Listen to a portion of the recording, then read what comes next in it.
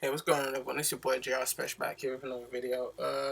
Just want to quickly go over something I mentioned previously in the week about Emily Rogers' NX rumors about the software and the output. I just want to talk a little bit more in detail about it because it's quite brief the other day. Just you know, was thinking about it a bit more and comparing it to the Wii U.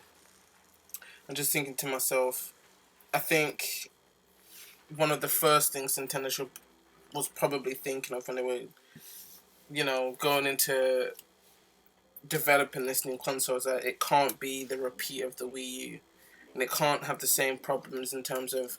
I remember the launch with the Wii U over here in Europe. It wasn't half bad. Like I've said before, the games wasn't particularly terrible, but it's just that you had your launch titles, and then there was this weird drought where there was kind of nothing.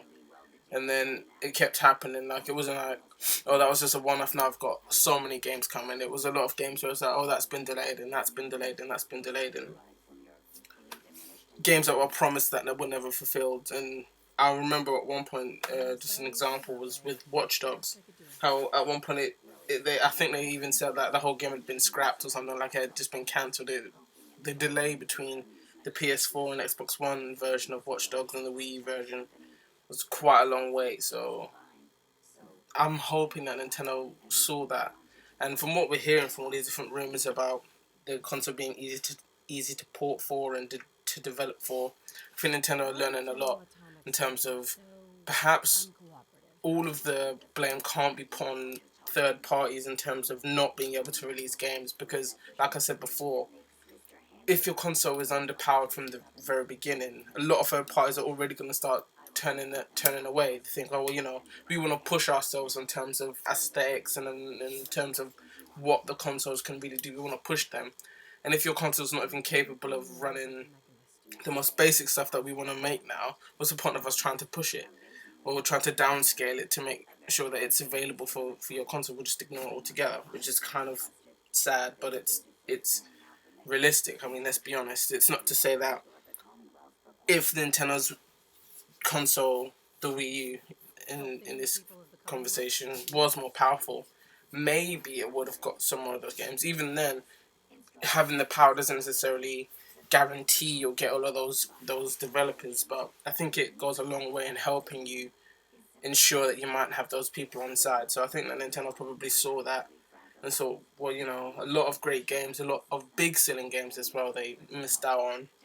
And with the NX, they can completely flip that around now. So you have this console that's capable of doing things that we're not even doing yet. So if it's to be believed with 4K and all of that kind of stuff, that would be really, really good, like I've said, in terms of future proofing.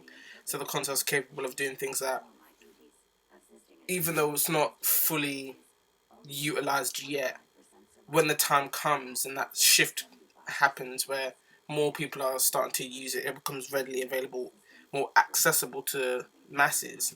Nintendo won't have to worry about, oh no, now we've got to make a new console, oh no, we're in jeopardy of losing out. Nah, they'll be okay. So just to jump back to what she was saying, what Emily Rogers was saying about the first party games being quite steadily and readily developed and also released over the early times of the NX's launch. I think that's another great idea from Nintendo in terms of, like I've said, in terms of IP libraries, they're unrivaled. Like, let's be honest, Sony doesn't have that many of its own games that are only single platform now that are really, really, oh wow, like everyone's playing it. Microsoft has Halo, but based on what I've heard from a lot of people that I know that got the most recent Halo, they said it's not as good as they wanted it to be, or it's not as interesting as they thought it was going to be. On the flip side, you have Gears of War, which a lot of people are saying is really, really amazing, which isn't that surprising, but you can't put your entire stake all on one game on Gears of War. I mean, let's be honest, what else has Microsoft got? I mean, for a split second there, everyone thought they had Tomb Raider, but then they were like, oh, no, no. It is a time exclusive after there was that upheaval, so, we'll just have to see. But with Nintendo, they don't have that problem. They have so many games that they can delve back into that they haven't played, they haven't used for a long while. New IPs that they can integrate into old ones and so on and so on. So they're never going to have problems with that first party creation side. So I'm just looking forward to E3 in terms of, I think if they do a pre E3 reveal, they'll probably just show off a few of the games that they're developing, which would be nice actually.